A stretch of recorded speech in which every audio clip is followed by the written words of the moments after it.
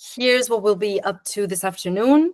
So we're going to talk about my portfolio flow, and I'll explain in a second why I say flow, how to improve your portfolio, what a high converting landing page looks like, other ways you can use copy to get clients, and also we'll have a brief Q&A. But I encourage you to ask any questions every time a section finishes. We'll stop for a second in case anybody has some sparkling idea and a quick question to ask, just so we don't wait until the end. So feel free to jump right in whenever, and if not, just write any questions you might have in the chat room. Okay, so my portfolio. In a nutshell, my name is Ema. I'm a copywriter. I'm also the creative lead and founder of Decipher. That's a creative agency for brands with a strong personality. I've been a freelancer since 2017. I did completely different. I did performance and affiliate marketing before that. In 2017, I started doing side gigs and many things like copywriting, social media management. These are very small gigs, but I realized quickly that I love copywriting. So I started focusing on that. I studied, did every course you can imagine, and read everything I could read, and also did all sorts of copy gigs. I remember one of them was writing for a blog post of a real estate agency. Yes, that was very exciting. But yeah, things actually went quite well. Then we had the 2020, which was a bad time. That was a lot of uncertainty, smaller budgets. I have to say that was a bit of a challenging period, but then things quickly went back up in copywriting, and I got, well, there was demand because of all the remote working that we were all doing, or we were still doing. And that was a good time because between 2018 and 2022, I really got a chance to do a lot of different types of projects. So yeah, that was great. And then 2023, well, we have the AI thing, and that affected a bit business. But that's when I sort of got the idea for Decipher, because I saw how much people started relying on AI and how not that many people realized that you still need a brain behind it. So yeah, in the end, I wanted to start in 2023, but I got pregnant, and so, you know, life happens. But now Decipher is a thing. So yeah, as I said, throughout the years, I got a chance to work with really cool clients. These are just a few of the newest projects I did. And here's how I built my portfolio flow. And I say flow because there are kind of two steps in how I present myself and how I sell myself. So the first one is my website. I have to say this flow wasn't a flow initially. I just had a portfolio, which was a presentation I built in Canva, and I started sending it to everybody and applied and updated and so on, what you usually do with a portfolio. But I realized that that's not really enough. So I added this extra step with the website. This is where I give it a personality. This is where kind of people get to know me a little bit and see what I do and for who I do it and how I do it. It's not just here, I worked with these brands and did this. So I feel like this is a very important step, and it helped me a lot throughout the years. There's obviously the work section, which then opens to this page, where I select a few projects that kind of showcase what I'm looking for now. Basically, they showcase my best skills, let's say, what I'm best at, but also the projects that kind of showcase those skills. And they also have a link to the complete portfolio if needed. And that's where they go to the Canva I told you before. I still work in Canva. I strongly recommend you never send a PDF, no matter what you do. It doesn't have to be a copywriter. No matter what you do, always keep a link, because you have to update that regularly. And the reason why I have this flow, and I preach it to everybody, is that it really sets you apart. It gives people a chance to know you a little bit better. Because if you've noticed, and now with Decipher, I'm on the other side, and I see what portfolios look like for any kind of. I sometimes look for editors, or I maybe need copywriters or illustrators, designers. I was looking for a designer. So, and it's surprising how much they look alike. They have the same structure that we're going to talk about in a second, but they don't really. You don't really realize what these people are like. And in the end, another curious thing is that you end up seeing the same brands everywhere, because many people, if they worked for, I don't know, I'm going to say something that everybody is like Coca-Cola. Even if it was like they edited a paragraph in their some brochure, they will put it like they worked with Coca-Cola. And I get that. But when you're on the other side, you kind of, you see that, because when they describe the work, even if they put it in the most, you still realize that it's not a big deal. And they're kind of trying to trick you in a way. So I'm a big fan of this flow. And also it gives you a chance to focus on them and their problems. The website is mainly about that. You showcase what you do and how you solve their problems versus just talking about yourself, which it's what you usually do in a portfolio. And it's also a space thing. So you can't really, although I have to say I've seen a bit of everything lately, you can't really show that many projects in just one landing page. Although again, I just saw a portfolio recently. It had, I mean, you could scroll and scroll and scroll. It was endless. Definitely bad. But usually in a typical website / portfolio, you get a few projects. But with a longer flow, it allows you to add more. Yeah, you get to put a few projects in your website, and then you have several more in your portfolio. That would be the first section. Does anybody have any questions so far? Hi, Ema. I've got a quick question just about on one of those points. It said you talk about them and their problems versus you. Do you mean that's something that you think you should do? So rather than talk introduction of yourself. Yes, Dave, that's a great question. Yes, it's all about them in the end. They are there because they have a problem and they need to solve it. They don't care that my name is Ema Fulga and I've been in copywriting for... No, they need to know, okay, so I'm here, I'm looking for a copywriter because I need a new website, and whatever I'm writing just doesn't seem good enough, or whatever my team is writing doesn't really hit the spot. They need to see that you understand what their problem is, you know, that... Okay. Yeah, exactly. So it doesn't have to be, I mean, I wouldn't write novels about it on your website, but bullet points or something like, I mean, I'm not sure. What do you do, for example? I make videos and video and motion graphics and film. Okay, then let's say that your clients are people that need, simple example, they need videos to incorporate in their websites, I don't know, to explain the solution that they have. I mean, maybe you do cooler stuff that I don't know, but let's keep to a simple example. Then what they would want to see, what someone that would hire you want to see on your website is something like, sometimes your website doesn't feel like sometimes it feels like people don't understand what your product does or whatever your service is. It makes no sense when you see it. Sometimes you need to show it.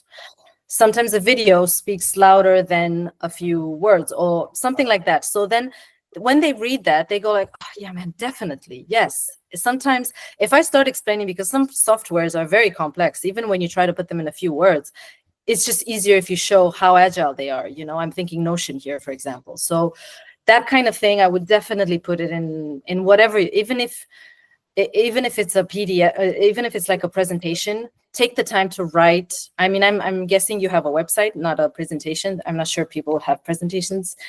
I still do, but yeah. Well, the Canva thing. But yeah, take a minute and write a section talking about that. Kind of putting yourself in their shoes and why it is they're actually looking for you, you know, because that will set you apart, definitely, yeah. Thank you. Okay. Sure. Okay, then we'll move.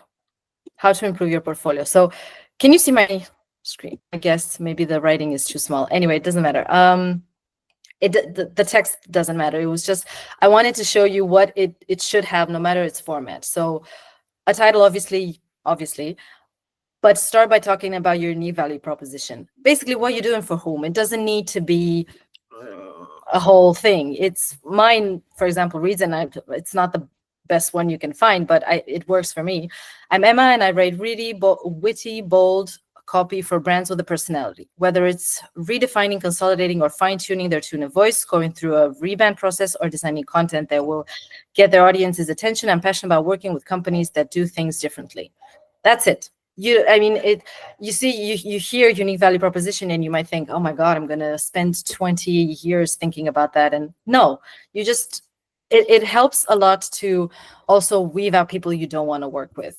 Like, for example, I wouldn't want to work with big corporations that would tell me, Emma, we have this very strict guideline, brand manual and tone of voice manual, and they have manuals for everything in big corporations. Just replicate that. That's not what I'm looking for, even though maybe the budgets are bigger there, but that's so, and that will also help people empathize more with you, empathize more with you. They'll read it and think, that's me. My brand has a strong personality, or it doesn't, but I want it to have a strong personality, So I would focus on that. And then another thing is, and this is silly, but it's actually quite important. And believe me, I've done so many personal branding stuff. Most of them are, don't buy them, but some of them have cool points. And this is one of them, that use a picture that you use everywhere. That's what I wanted to say. So just use the same picture everywhere, so people can quickly recognize you if they see you on multiple platforms. Mine is not the best, but I'll change that with time. Now, what projects should you put on your portfolio? Very important. You need to ask yourself 3 questions. First of all, which projects recommend me as a specialist? Don't include projects just because the brand is well known. And I've added an example here just in case I don't think of one. So let's say you're a senior graphic designer, but when you started out, when you were 20 or 18 or 17, you were somehow part of a team that managed Heineken's social media accounts for just this one specific campaign. It's not relevant. It's not relevant. Even if you think Heineken will catch someone's attention, and it will, they will then read between the lines and see, you're selling graphic design services, but then you're selling me a social media project. That makes no sense. So if you don't have logic in your mind to put your work together in a way that makes sense, how can I trust you with my projects? Second thing, what skills do I need to showcase to convince them that I'm the person for the job? Include only projects that highlight your skills. Again, no matter, and I can't stress this enough, no matter the brand. I mean, obviously, if you have cool brands and you've done amazing things for brands, well, then obviously that's not an issue. But don't add Heineken just because you did something peripheral for them. No, what you need is projects that showcase what you do right now and what you're selling right now. And then the third one is, am I selling projects that are similar to what I'm looking for? This is also very important. So I'm going to go back to the graphic design. If you do a whole bunch of things, or if you can do a whole bunch of things in the spectrum of graphic design, but you really only want to do web, don't put everything in there just for the sake of putting everything in there.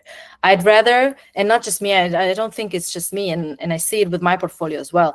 If you put 20 projects, they're all different. It's best you put 3 or 4 and mention the fact, I can give you more relevant examples if you need them, and make that part very clear so they don't think you only have 3 projects under your belt.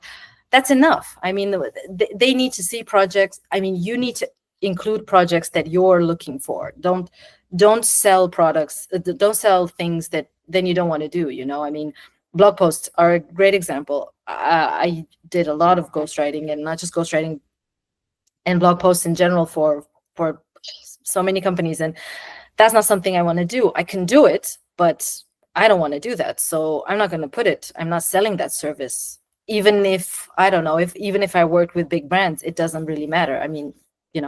So always ask these 3 questions when you include projects. Yeah, let me show you how I structured it in case it helps. In case it helps you in your portfolio. So again, I have it in Canva, so it's kind of like a slideshow. The first page I always have, it's like in sections. So the first one is always the name of the client. But then what I do when I present the project is I make sure I mention what type of project it is. So in this case, for example, I'm not just going to write Batman Oreo. Totally relevant. Who knows what that means? It's a branding campaign, because I want more branding campaigns. I explain the scope, what the actual job was, so people can go like, oh, that's exactly what I need. Or, oh, I didn't think I need, a sequence of newsletters, but yeah, I will now. And then also very subtle, also the challenges. So in my case, what I did with this is that I use the challenges as a way to showcase subtly what I can do. you know. So in this case, it was a brand campaign. Maintain the defined tone of voice, but get creative with the copy so the assets are enticing and engaging. So again, with the big corporations, sadly, they are very, very strict. And sadly for me, they're very, very strict in how you need to do things. So it was a challenge to keep their tone of voice, the playfulness, the na-na, but also, you know, not say something that might offend, not be too witty, too out there, but keep it engaged, cool. So, you know, that's a way of subtly showing what I can do without actually saying, oh, I was just amazing with this Oreo campaign, you should have seen me. Or I don't know, add this. Something I also see are these paragraphs with big words, and I don't know if they're using ChatGPT or they used to, but the creative mind behind the na-na-na. Oh, yeah, that's great, but what did you actually do? Did you think, say that I thought of the concept? That's everything you see is me, or whatever it is. Make it clear. Make it clear. Don't use words. This was another thing. This was a rebranding project. This is several slides, so I just included these two. I explained what the project was, and I also showed them the results. But if you were to read the copy, it was, I was in charge of defining key messages for every new product launch, but also writing copy for different communication channels. Again, it's a way to say, I can do product launches. I can write copy for a bunch of things for a product launch, basically anything, because I also mentioned what exactly I did in the rebranding. Video scripts. I love video scripts. I would always do a video script. And again, I chose this one to do challenge and product description in one. So one of the main challenges was the tone of voice for the copy, which needed to be professional, warm, and empathetic. Second of all, the content that was provided with was very technical and extremely detailed. So I have to go over all that information, select the parts that needed to be included in the videos, and adapt the text to the new tone of voice. That's just a quick description of what actually happened, but also subtly saying everything I can do and everything I did do for this without using words like cumbersome, and I don't know, that nobody speaks like that, literally. So I strongly recommend keep it simple and yeah, subtly sell your skills in a way that doesn't sound like you're boasting. Although, I mean, in the end, I guess it's not a bad thing. Web copy, the same thing. So I explained the scope. This was actually very challenging. It was for youth facing homelessness and human trafficking survivors. Very, very hard stuff to write. And I chose to talk about the challenge. So my role was to adapt the old text to the newly defined audience and rewrite them so they achieve these two objectives: address the pain points, desires, and goals, adapt the tone of voice. So here they see again, tone of voice. I mean, I'm a copywriter, so I just assume people read everything. That might be a question you're preparing to ask, but they do. They skim.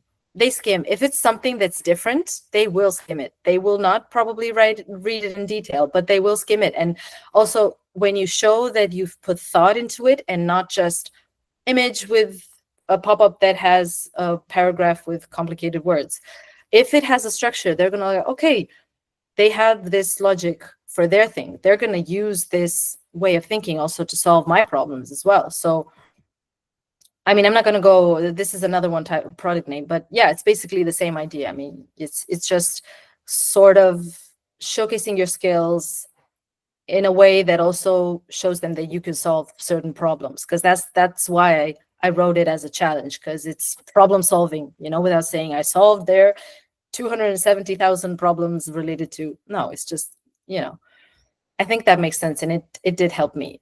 This is not the end of the section, but I'll now if you have any questions.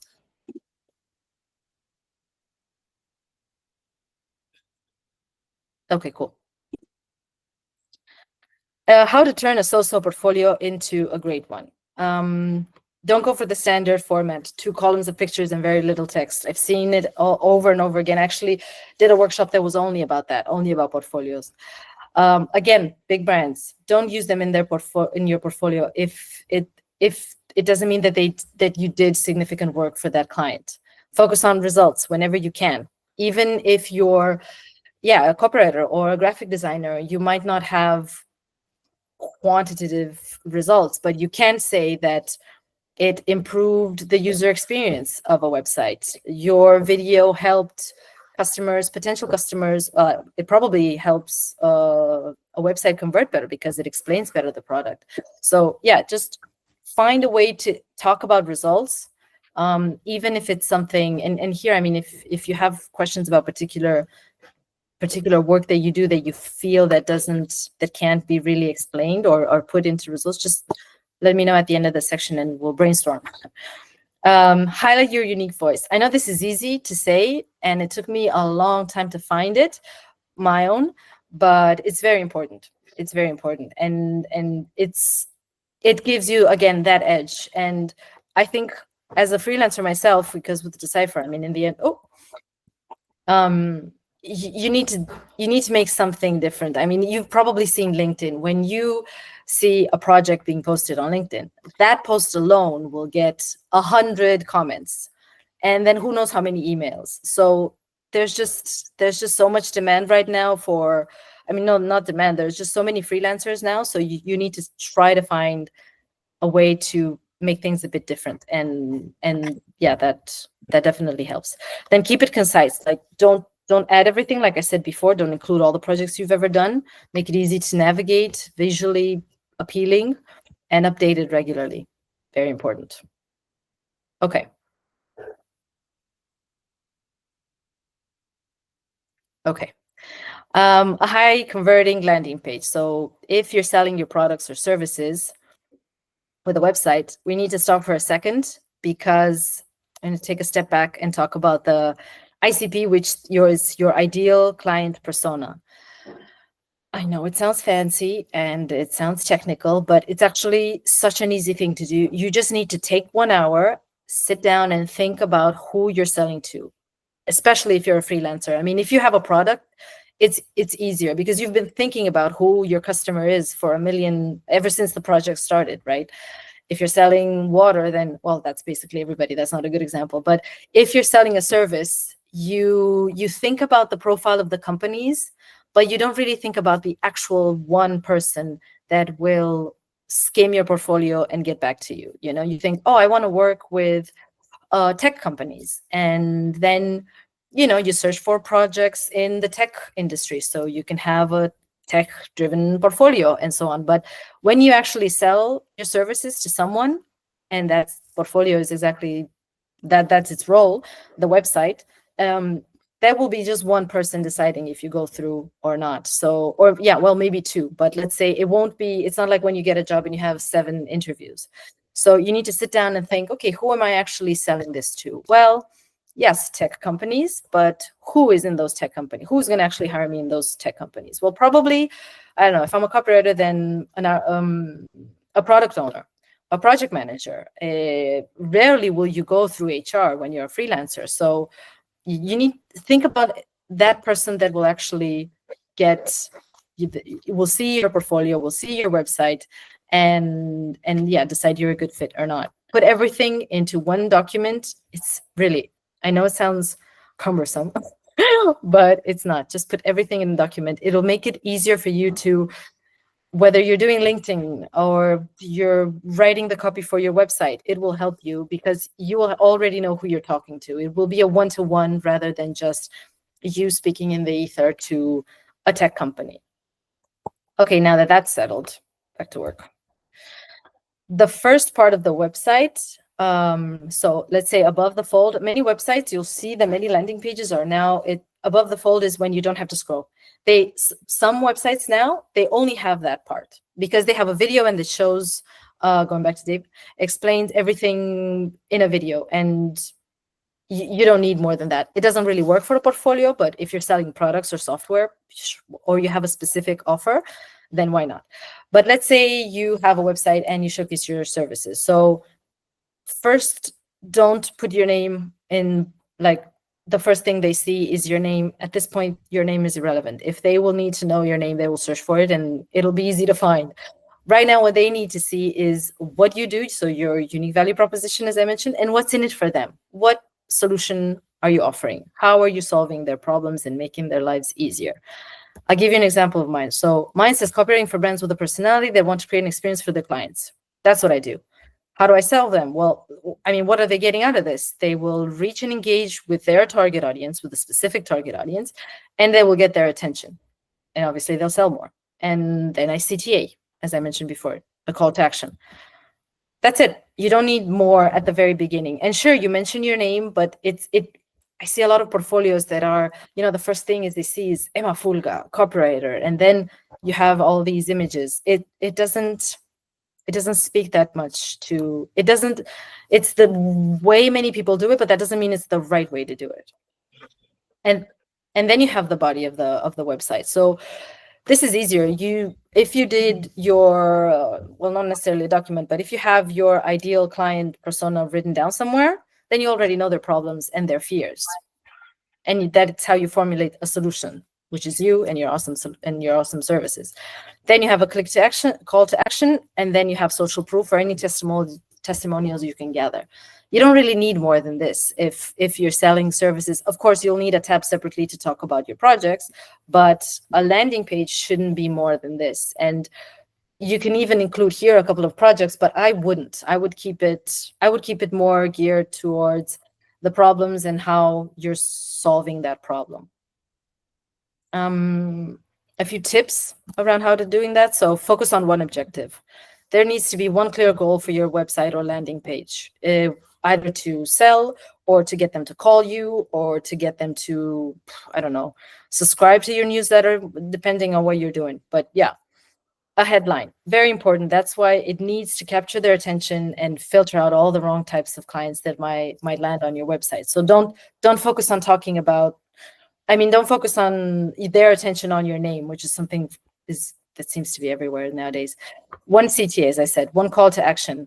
You either redirect them to a contact me, to an email address, but it should be the same all the time. And also, I would think twice before adding a contact form. Honestly, rarely they rarely work anymore. So, that's what people did before, but now I would just include the email. Actually, I need to change my website also. I would just add an email address, and they'll get in contact. Clean design, trust, include testimonials, reviews, anything you might have. Consistent branding, make sure everything is the same everywhere. And that's mobile friendly. I know you probably know that, but still, it's worth mentioning. Do you have any questions so far? I just realized that we have 15 more minutes. There's not much more. So I'll jump into the last chunk, let's say, which is other ways you can use copy to get clients. One is landing pages. This is one I did recently, because you think landing pages and you think, oh, but I'm not selling a product. No, but you're selling services. That's still a sort of product in a way. You could package your products. So this was what I did for brands that are launching new products before the holidays, which is a very stressful period to launch a new product. There's just saturation of ads and inputs and everything. So yeah, a landing page is great for that. You basically just need to use the ideal client you have defined and their pain points, and they make a list of services they currently need. That's it. Landing pages don't need to be super complex. This one, for example, was built in Notion. I didn't even take it. There's no special domain. There's not anything. You just have this packaged services. Yeah, and it helps. It's a great way to test the market as well, to see what people are actually looking for. Good for a little test. Social media posts. So once you have your ideal client defined, it's way more easier to post for them. So I would use AI to generate ideas. I often use perplexity.ai. And an example would be search for top trends in, I don't know, whatever it is you're doing in 2024. And there must be one that you don't agree with, or that you partially agree with, or something. You can write a post about that in your own voice. I also recommend that you use the PASS formula, the problem, edge, state, solution. So this is one that I did. The problem: if I see one more skincare brand with a calm, neutral tone of voice, a beige and sandy color scheme, and pictures of a dry flower and a shadow on the table, I will scream. Then you agitate. The people buying these products don't live in a moody film, nor do they always feel calm and neutral when they talk about their skin problems or desires. Sure, you want to soothe them and give them a sense of security, because that's what everybody's saying you should do. But you can also be empathetic to their issues and join them in hating things like dry skin.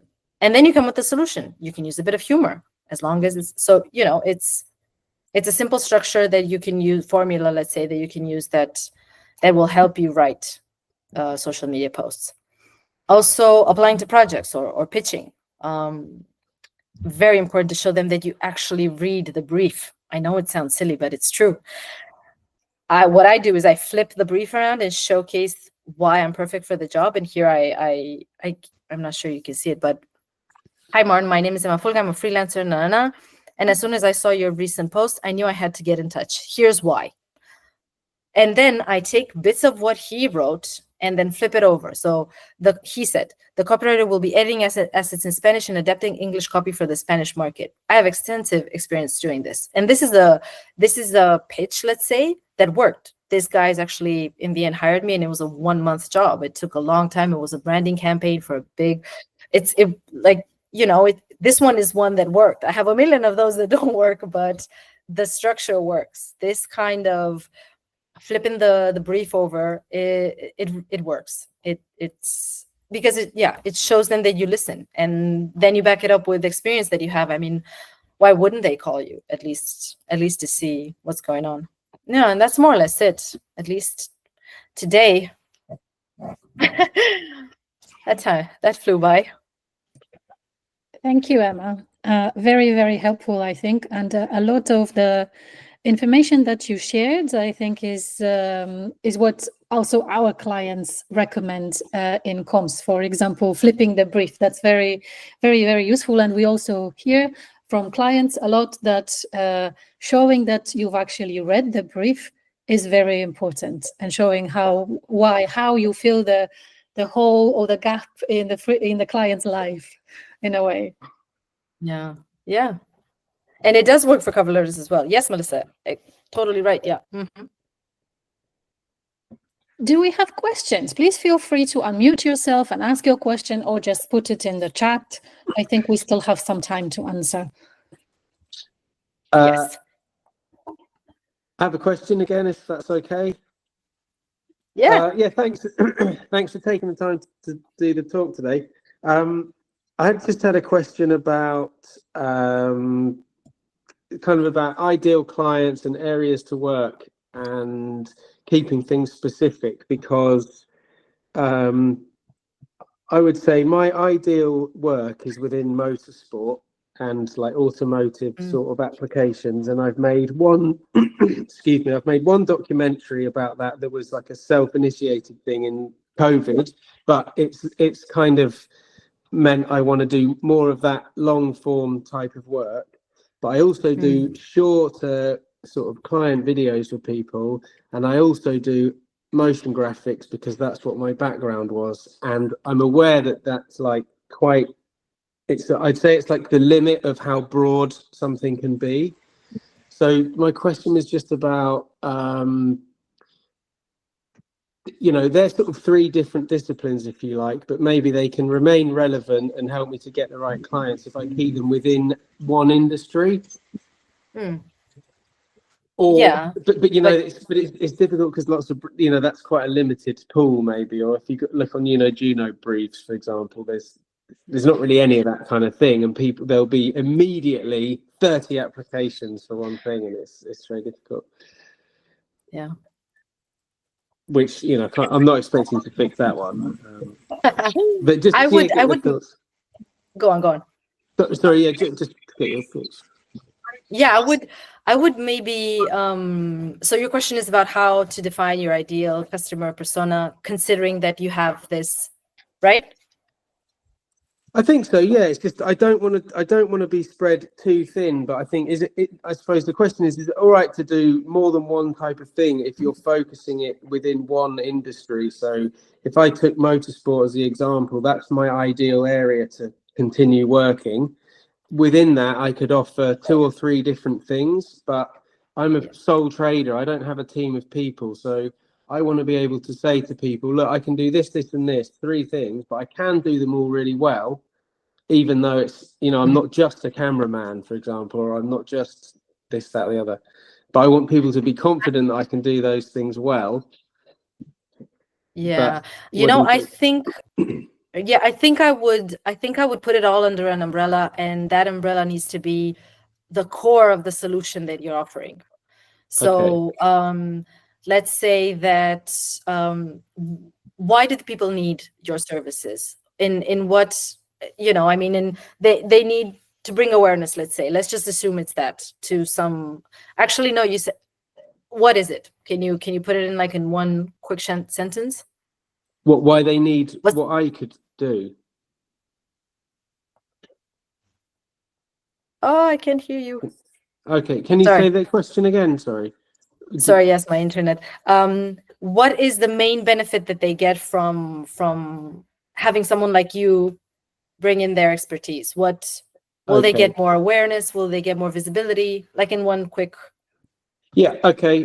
Yeah, I think it would be a chance to tell their story around an event, or mostly telling a story, showing viewers a story of something that's happened, that's happening.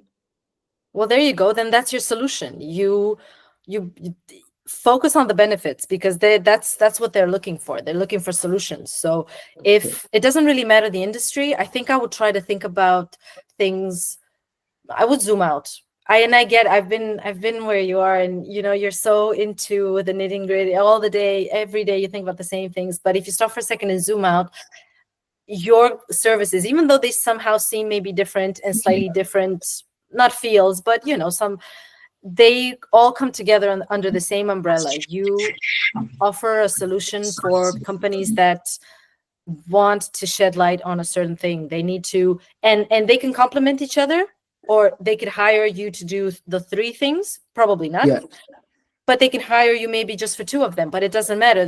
You need to, I mean, ideally you would get to the point where you would be the go-to for that a bigger thing. The services that you offer are just a consequence of the problem you're solving. So I would try to think about it like that, and sell it like that. Like you're solving a problem, and it just so happens that motion and so on are your tools, but the bigger benefit is they get more awareness. They have, I don't know. Yeah. I can't really give you too many examples, because I don't know your Thanks. You'll know. Thank you. Of course. Thank you. Attilia. I think we have Ottilia waiting on the line. So Ottilia, would you like to ask a question? Yes, I have a question. So when I work in my portfolio, I put a lot of work there. I was doing a lot of research. That was when I was moving to London. And I was, I put a lot of work there to be able to be up of the standards of recruiters, companies.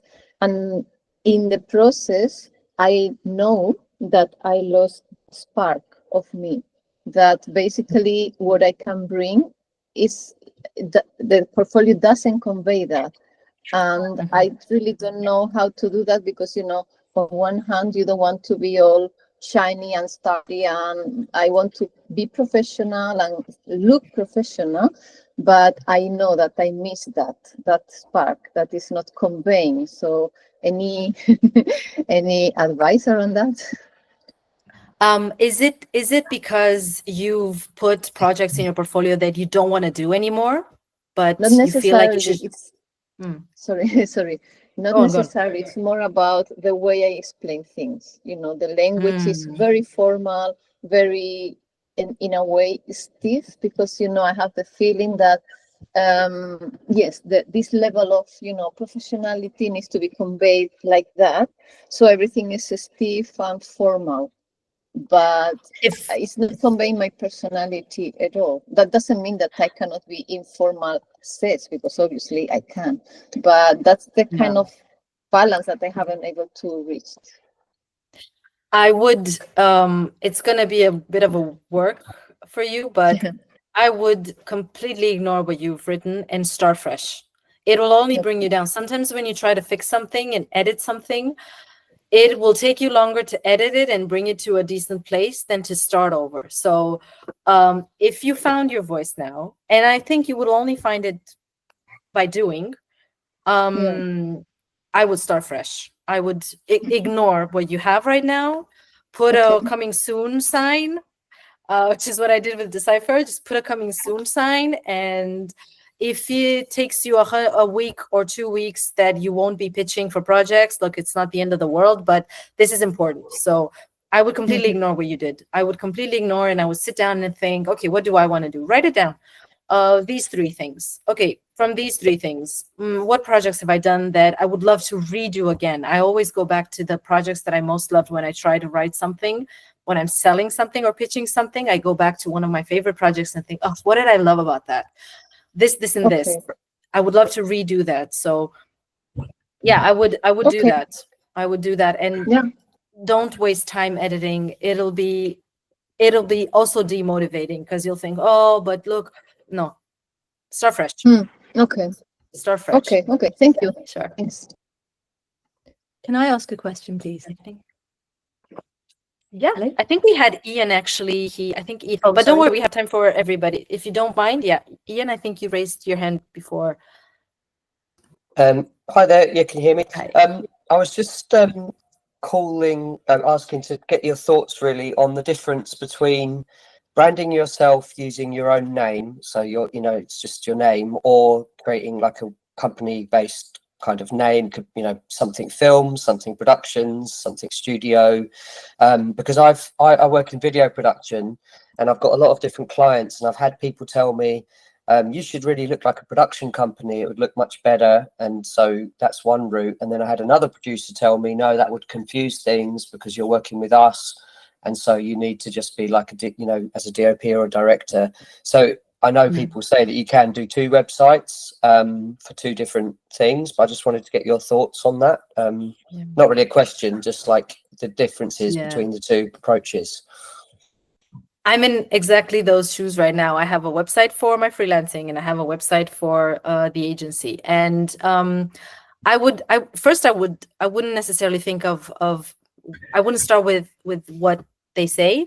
I would think about what I want to do. So if I were you, let me rephrase that. What kind of clients are you looking for? Do you want big projects, or do you like going in, being there for a month, leaving? Because what happens with an agency is you often find yourself looking for projects all the time, and I mean, there are pros and cons. That's a whole different conversation, and it's a good conversation. But I would think about what you want to do and the kind of projects you want to attract, because as a freelancer, everybody will know that you only have a limited time.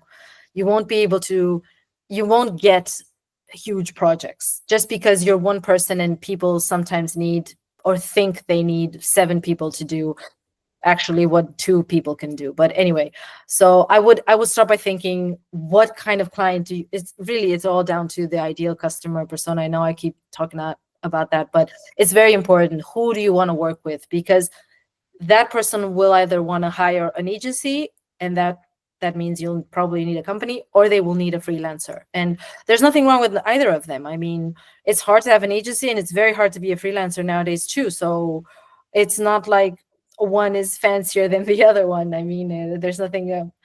It really depends on what the kind of product. I would really sit down and think, who do I want to sell what, and for whom? Because yeah, if you want to do big production, big videos, and you want to work with Coca-Cola, most probably they will want to hire an agency. But if you want to go in, serve Coca-Cola for a particular spot or something, then you need to be a freelancer. So I would think about the ICP.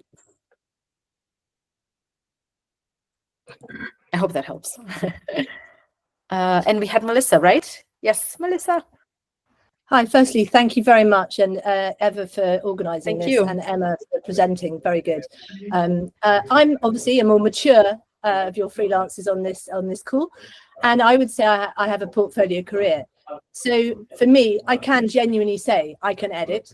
And as some of the previous people talking on this call have mentioned, they have got skills, and it is quite hard because I genuinely can edit video footage and content. I'm a senior motion graphic designer, but I have created animations, full stack animations for social media. So it is tricky because I genuinely can do all these things. Obviously, I can't do them simultaneously. And if I was taking one job on, I would finish that job. But in answer to Ian's question earlier, I was also just wondering if for him it would depend. Someone needs to turn their mic off. So it would also depend on the whether they have a team of freelancers and collaborators that they use. I'm sure, Emma, you probably collaborate with others, but that's me just with my voice to help. But I just wondered what you thought about when it's really interesting about all your copywriting stuff, because it's relevant for all of us to help us represent ourselves. So thank you for that. But for someone who has got a portfolio career, I guess one has to just summarize better, and obviously target each time you're approaching a client, make it bespoke. I mean, I can't see any other way of doing it, but I would be grateful of any other input. Thank you very much. No, that's the key. It needs to be as personal.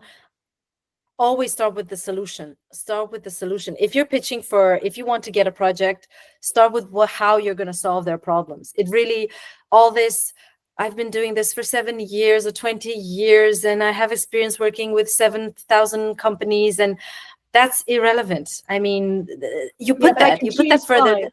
Sorry. I was just going to say, I can pick out 5. So I could say, for example, I've done editing for BBC, Sky News, whoever, right? And I guess I'm reflecting what you're saying and asking, and I will shut up now. But is that okay? So if in a way, your recommendation would be just pull out of that 30 years of experience the relevant ones for each project, each client. Be positive, but equally, obviously, in order to be able to, I want to be able to use my skills. People have used me because they know I in the past have done title sequences for films and programs, but I'm recently working more B2B in marketing. But at the same time, someone else has relied on me for the simultaneous translation because I'm a fluent Spanish speaker. So that kind of, I want to be working. I'm sure everyone on this call wants to be working regularly. And I want to just say, please feel positive, everyone on this call. It is a very difficult year. That's what I'm saying. Yeah, it is. I would, pick out, but always pick out the most relevant projects for that brief. It's very important. I mean, I said this before, but don't focus on who you work with. Focus on who you work with that they might care about. Yeah. Thank you. That was a great question. Thank you. Erica. Hi. Yep. Interesting talk. Thank you. I was interested as well in, you mentioned about landing pages and doing sort of separate ones for products and services. I'm just wondering what's sort of the benefit of that rather than having it on your website. At the moment, I've got, all my kind of services listed on my website, but now I'm thinking, is it better to maybe do some landing pages and then you can kind of promote them separately? I'm just wondering why you would have them. Well, unless you've got a course or something that you're specifically promoting, I suppose. Yeah. Oh, I can hear myself. Do I need to? You know what? I'm stop. Does this help? No, I can still hear myself. Erica, would you mind muting your? Yeah. Okay, that was it. Okay. Landing pages are great for promoting very specific things for a very short period of time. So if I'll go back to my example. So I did this landing page also as a test to see how it works, where whoever would get it I would help them create all the copy they need for their pre-holidays product launch. Something very specific.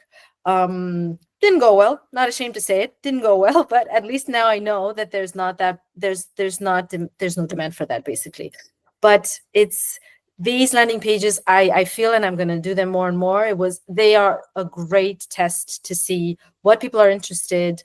it's also a great source of a second, because what I did is sell my time, let's say. But if I were to have, and I'm working on them now, some templates, that could be just a different type of income that you get, a second source of income that you get without really working all that much. So landing pages are great. I think we should use them more as freelancers. Package services. Yes, maybe something like, you're taking 3 clients this month for something. You're not going to put that on your website because it's a whole, I mean, you could, but it's way easier to just create something in Notion, get that live. It's free. Also, I use the free version. I don't even pay for the premium one. So you take that live and you start promoting it. You put it on LinkedIn, you put it on your social media. If you have small budgets, you can even do some ads, run some ads for it. But it's a good way to test the waters also. It's a good way to also get new clients, get in front of people that never heard about you. It's good for your personal branding. It shows that you have, you're thinking of ways to service certain people, certain companies. I'm all for landing pages. I'm going to do more of them. Yeah. I mean, I've done so many for other people. Might as well try a few for myself. And especially if you have products, that's even better. But I mean, services as well. Yeah. Think about what you do. And is there maybe some moment in time you can connect it to, like how I did for the holidays? Or maybe, I don't know, it's summer, before summertime. Maybe people, I don't know. Yeah, I mean, you'd have to think about it. I don't know what you do. I mean, it depends on what you do, but it's good. You can test, you can bring in more people. They will know you. Instead of showing the same website over and over again, you will, it's great for personal brand. Yeah, it is. I mean, I posted it everywhere. I got a lot of connections and stuff. Not all 5 places were taken. So, I mean, it maybe wasn't the best test ever, but even so, I mean, I got a couple of clients out of it. So yeah, I would try it. Okay, thanks. Yeah, I haven't tried Notion. Well, I mean, I've tried out the test version, it's but I haven't brilliant. really tried it for landing pages or anything like that. So I might give that a go. And yeah, it's sparked a few ideas. So I do copywriting as well. So, but I'd like to put together some ideas for some packages and services. Yeah, like you said, it's kind of difficult to differentiate yourself. So maybe that's a way of doing it. Exactly. It's a reason to write about yourself without without just putting the same website over and over again. Thank you. I think we have one more question from Erica. No, I meant to click on the something else. Sorry. Is there anyone else who would like to ask a question? Yes, you should. Yes. The landing page should be, Elizabeth, I'm jumping directly into your question because I just read it now. Yes, you need the length of the landing page is always depends on the level of awareness that people have. So if you're launching a podcast in marketing, then all you need to do is sell yourself as the specialist. That's all I would focus on that, what it is about and why they should be listening to you. So that would be you talking about yourself. Now, if you're starting a podcast about, I don't know, African ants that are doing something, then you need a long landing page because you need to explain why you're talking about this, why it's important. I mean, yeah, it needs to be longer. The more specific it is and the more unaware people are of it, the more you need to write. But it could be specific and you don't need a lot of information. For example, it can be using AI to write landing pages, to create landing pages. I mean, I don't know, I wouldn't do a podcast about that, but I mean, it's quite specific, but people are more aware of it than other stuff. So yeah, the less people know about it, the longer the landing page needs to be. And thank you everyone for joining. If you have time in 2 days, we are running another lunchtime session, this time about the art of presentations. So now you've got the pitch for your website, then you can actually present your art or your work to the world. Once again, thank you very much. Hope to see you soon, and thank you very much, Emma, as well.